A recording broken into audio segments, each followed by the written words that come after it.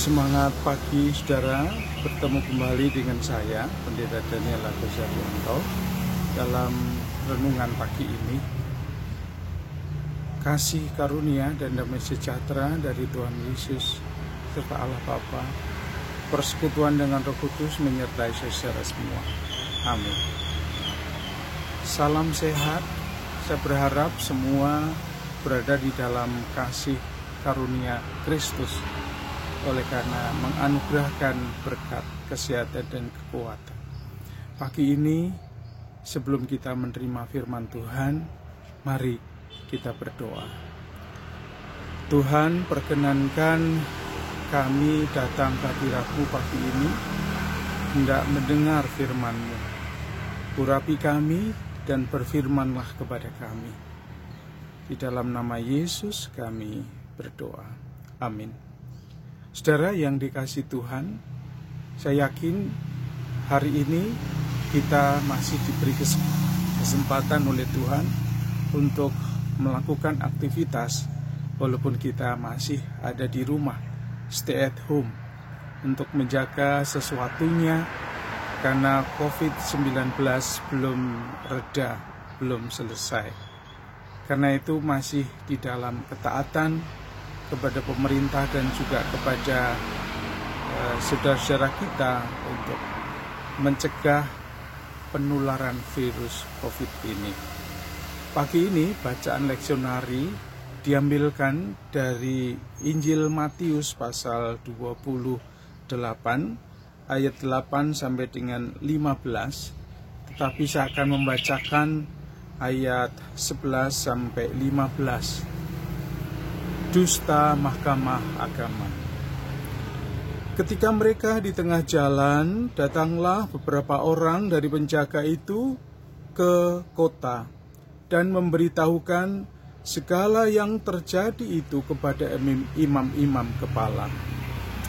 Dan sesudah berunding dengan tua-tua, mereka mengambil keputusan lalu memberikan sejumlah besar uang kepada serdadu-serdadu itu dan berkata, "Kamu harus mengatakan bahwa murid-muridnya datang malam-malam dan mencurinya ketika kamu sedang tidur. Dan apabila hal ini kedengaran oleh wali negeri, kami akan berbicara dengan dia, sehingga kamu tidak beroleh kesulitan apa-apa." Mereka menerima uang itu dan berbuat seperti yang dipesankan kepada mereka. Dan cerita ini tersiar di antara orang Yahudi sampai sekarang ini. Berbahagialah orang yang mendengar firman Tuhan, menyimpan dan merenungkannya siang malam, sampai Tuhan Yesus datang. Amin. Saudara yang dikasihi Tuhan, tentu kalau kita mendengar cerita tadi adalah berita tentang kebohongan. Setiap saat mungkin saudara juga sedang berhadapan dengan orang yang sedang berdusta atau berbohong. Atau mungkin juga pernah kita berbohong.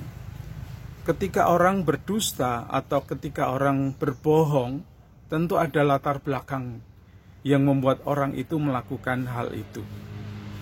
Biasanya ketakutan. Orang yang takut biasanya bisa melakukan hal-hal yang di luar pikiran manusia, bahkan tidak pernah dipikirkan efek dari kebohongan itu. Mungkin Bapak Ibu juga pernah dulu ada cerita tentang orang tua yang mengajarkan kepada anaknya mengatakan kebohongan jika ada sesuatu atau tamu datang. Itu lazim. Atau bahkan juga kita melakukan kebohongan ketika kita tidak bisa mempertanggungjawabkan sesuatu.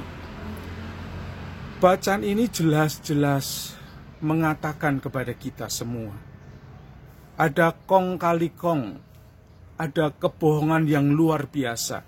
Dan tadi dikatakan cerita itu tersebar sampai sekarang. Bapak Ibu saudara, beberapa waktu yang lalu saya juga mendengar ada kebohongan dari seorang pasien COVID.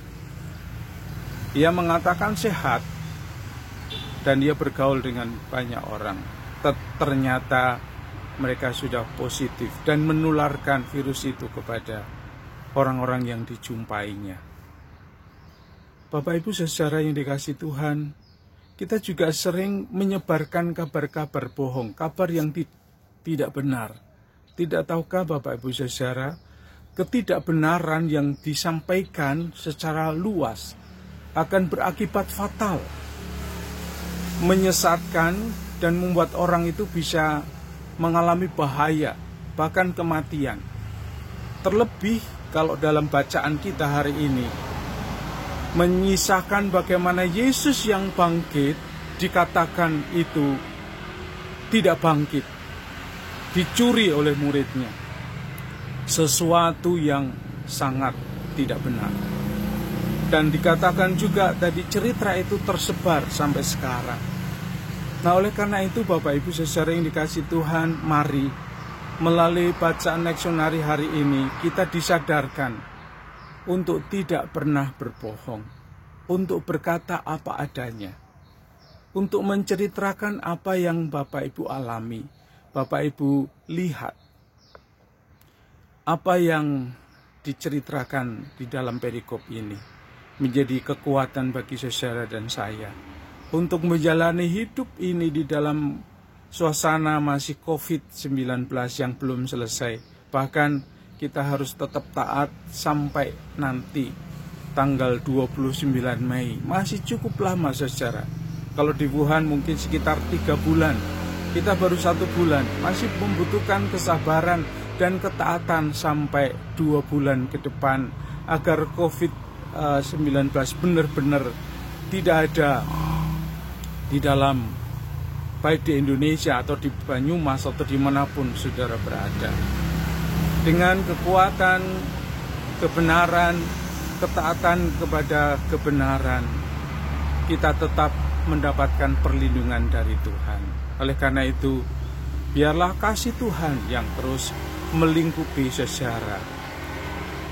Kasih Tuhan mengiringimu dan sayapnya menaungimu. Tangan Tuhan pegang di dalam hidupmu. Majulah dalam terang kasih-Nya. Tuhan memberkati saudara. Amin.